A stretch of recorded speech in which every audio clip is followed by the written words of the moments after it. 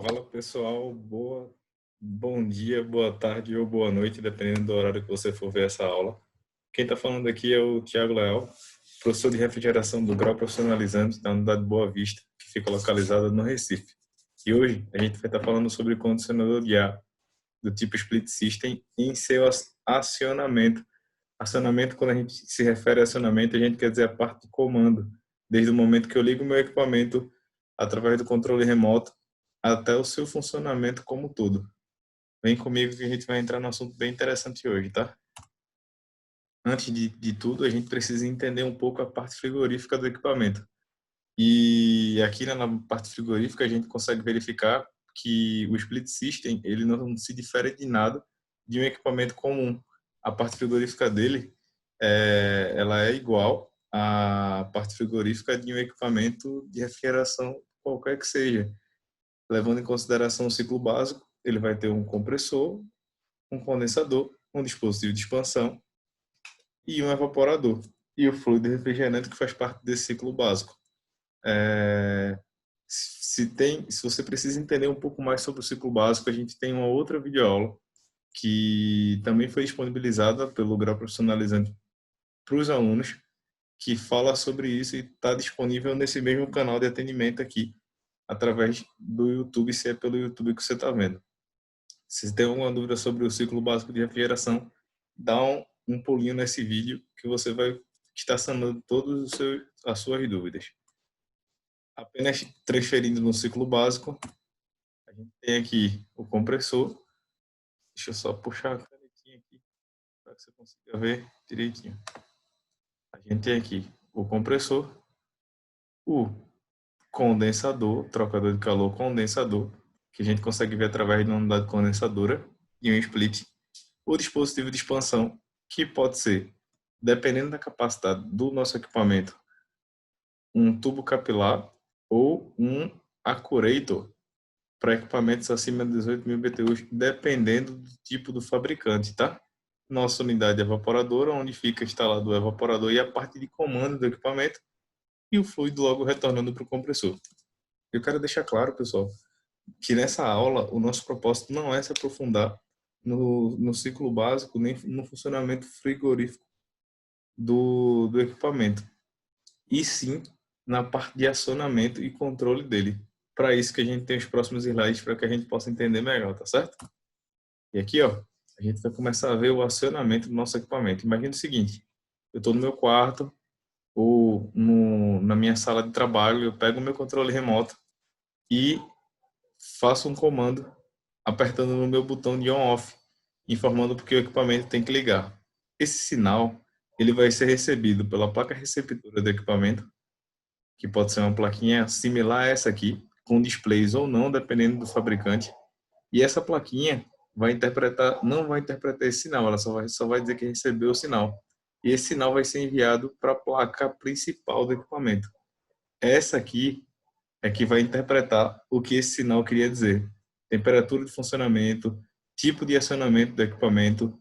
Quando eu falo tipo, eu me refiro ao modo de funcionamento.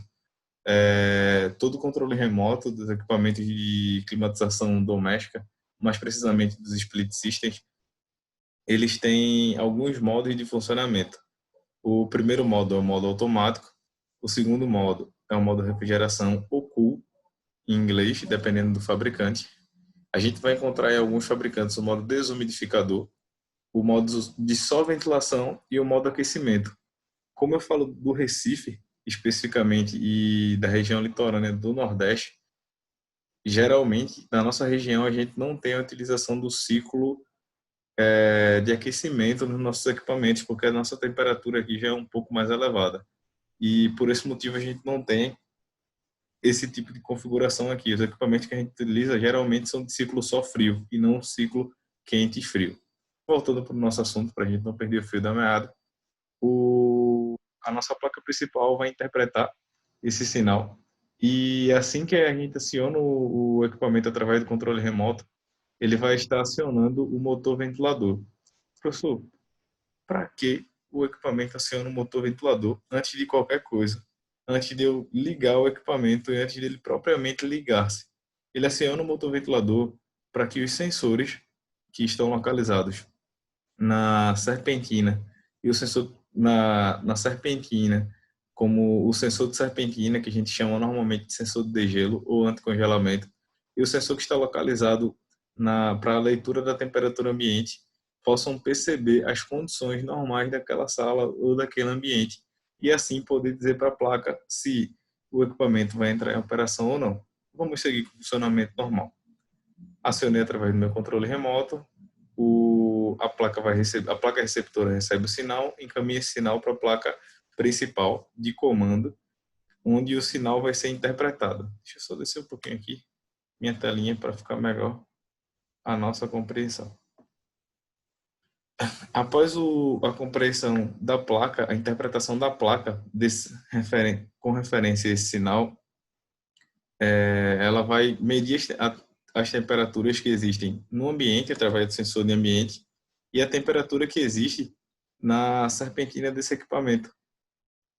O sensor de ambiente diz a temperatura que o ambiente se encontra naquele momento, e o sensor de serpentina informa e atesta para a placa principal que o equipamento não está em funcionamento, porque não tem diferenças grandes entre ele e o sensor de temperatura ambiente. Fazendo todo esse mapeamento e atestando que a temperatura daquele ambiente está maior que a temperatura setada, escolhida pelo usuário final através do controle remoto, nossa plaquinha principal vai fazer o acionamento da unidade condensadora e vai mandar um sinal falando de um equipamento convencional, tá? Deixando bem claro também, acabei esquecendo de falar no início do vídeo, a gente não está falando de um equipamento do tipo inverter, a gente está falando de um equipamento convencional. E o equipamento convencional, ele vai mandar através de um contato simples, de fechamento de contato de relé simples que existe na placa, um sinal para toda unidade condensadora, onde ele vai estar acionando na unidade condensadora eletricamente o compressor e o motor ventilador, para que ocorra o funcionamento de toda a unidade e a climatização do ambiente. Eu acho uma boa a gente poder recapitular isso, tá? Liguei o equipamento através do meu controle remoto, a placa receptora recebe esse sinal e manda para a placa principal, que o interpreta. E antes que ela consiga ter um retorno concreto da interpretação, a primeira coisa que ele faz é acionar o motor ventilador e abrir as vanes do equipamento. Abrindo as vanes do equipamento, o motor ventilador já está circulando, os sensores conseguem perceber a temperatura e, ao perceber a temperatura, passam um feedback, que é um retorno para a placa, dizendo para ela as condições que aquele ambiente se encontra. Falar, ó, a temperatura que está nesse ambiente é superior à temperatura que o usuário final pediu que funcionasse. Nesse exemplo aqui, a gente tem a temperatura de 23 graus. Imagina que a sala está com mais ou menos 28 graus. A gente tem aí um diferencial de temperatura de mais ou menos 5 graus para que o equipamento consiga diminuir naquele ambiente e assim provocar e promover o conforto térmico do mesmo. Dessa forma, a placa vai interpretar através dos sensores que o equipamento precisa, que a unidade condensadora precisa entrar em operação. E através dessa interpretação da placa, é mandado um comando, como eu falei para vocês no slide anterior, simplesmente o fechamento de um relé, que é realizado através do acionamento de comando dessa placa, dizendo para a unidade condensadora que ela tem que entrar em funcionamento. Como nós não estamos falando da tecnologia inverter, e sim da tecnologia convencional, na tecnologia convencional a gente não tem nenhum feedback da unidade condensadora informando o acionamento. E como é que a gente consegue ver isso? Conseguimos ver isso através do sensor de serpentina do equipamento. Porque a temperatura que ele passa para a nossa placa passa a diminuir-se. Por quê? Porque como o equipamento entra em funcionamento, através do seu sistema frigorífico, a temperatura nas serpentinas vai diminuir e consegue passar essa informação para a placa que o equipamento está em funcionamento. Professor, eu tenho uma dúvida grande nisso. O senhor poderia deixar mais claro o funcionamento e a função desses sensores no equipamento? Com certeza. Então, vamos lá. Temos dois sensores em equipamentos de tipo split system convencionais. O sensor de ambiente que mede a temperatura de retorno daquela sala. De retorno, professor? O que é que isso quer dizer? Bem, o nosso equipamento tipo split, ele tem uma flecha de ar de saída, que a gente chama de insuflamento do equipamento, e esse insuflamento ele é recebido através do equipamento com a massa de ar não condicionada pelo retorno do equipamento, que se localiza na parte de cima. Tá, professor. E o sensor de ambiente, ele fica onde? O sensor de ambiente, ele fica no meio da serpentina, pessoal. Ele recebe toda essa carga de temperatura de retorno. Como assim, professor? Ainda não ficou claro. Vamos continuar o nosso raciocínio.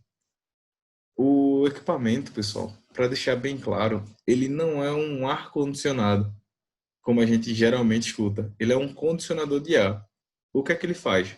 Ele condiciona a massa de ar que já existe naquele ambiente. De que forma? Fazendo com que essa massa de ar que já existe no ambiente circule e recircule inúmeras vezes pelo equipamento. Dessa forma, ele vem a provocar o seu condicionamento, e o condicionamento a temperaturas mais baixas do que aquela massa de ar já se encontra naquele ambiente. Dessa forma, a gente promove o conforto térmico em determinados ambientes. É aí que entra o nosso sensor de temperatura ambiente, sentindo, na verdade, percebendo sensitivamente a temperatura daquele ambiente, informando para a placa o quanto o equipamento vai ter que funcionar e por quanto tempo, tendo como referência a temperatura do ambiente. Tudo bem, professor. Consegui entender como é que funciona e qual a função exata do sensor de temperatura ambiente. E o sensor de serpentina, para que ele serve? O sensor de serpentina, que a gente chama geralmente na rua de sensor de degelo, ele serve como um sensor, como um dispositivo de segurança no equipamento. Como assim um dispositivo de segurança, professor? Ele tem algumas funções. Uma delas é não permitir que esse equipamento venha congelar. Quando a gente fala do ciclo básico de refrigeração, a gente consegue entender algo que a gente chama de subresfriamento. E para deixar claro para vocês, e para que isso seja entendido de forma bem específica e clara, você pode voltar no vídeo do ciclo básico de refrigeração e rever o conceito de subresfriamento e superaquecimento, que está no primeiro vídeo que a gente lançou como escola nesse canal de atendimento. Lá você vai perceber que o subresfriamento assegura que o fluido ele não venha evaporar exatamente após o dispositivo de expansão causando o efeito de flash gas. Caso esse efeito de flash gas aconteça, a tubulação da linha de expansão ela vem a congelar, e quando ela congela, o congelamento é proveniente de uma temperatura muito baixa dentro daquele tubo.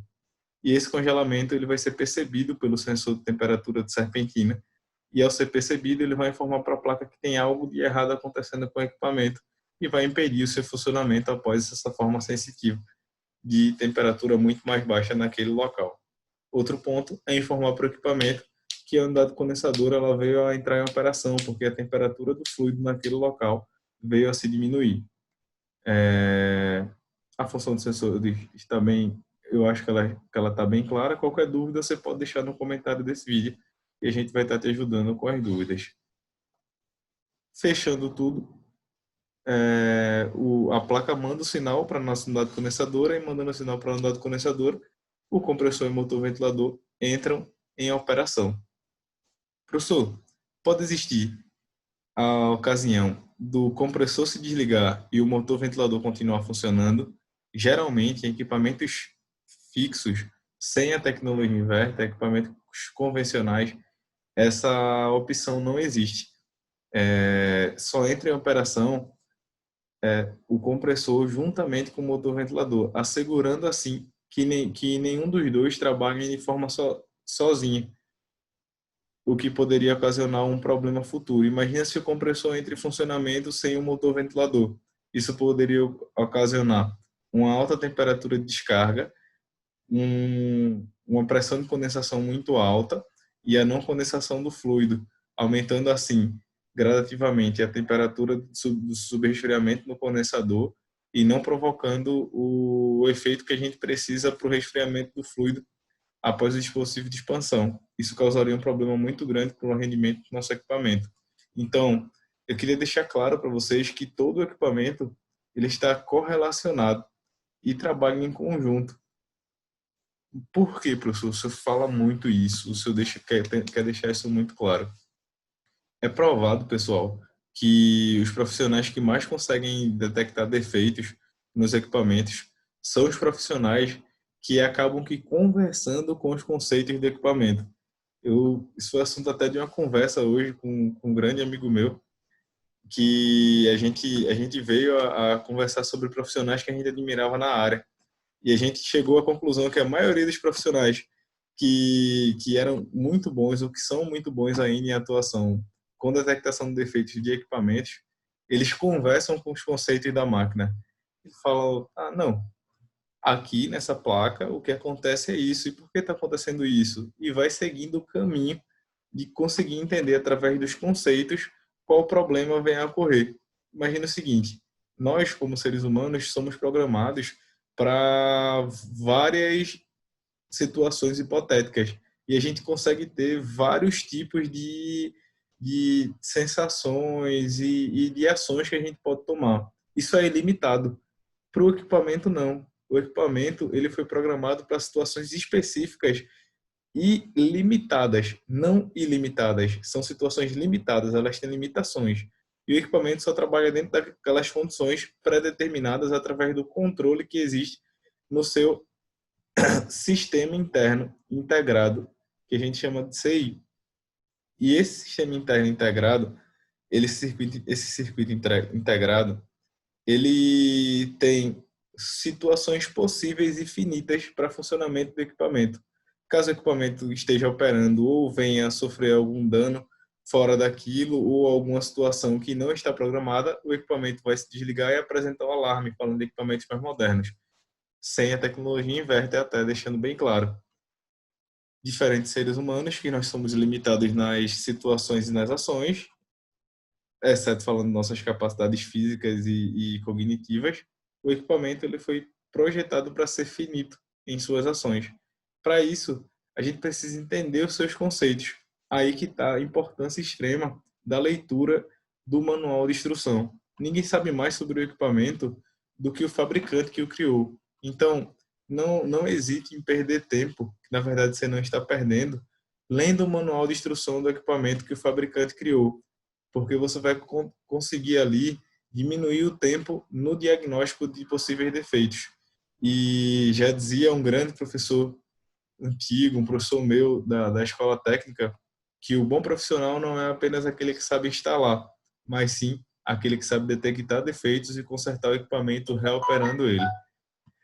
Nossa aula de hoje fica por aqui e eu agradeço a visita de todos vocês aqui na nossa aula. Bom dia, boa tarde ou boa noite e ficamos por aqui.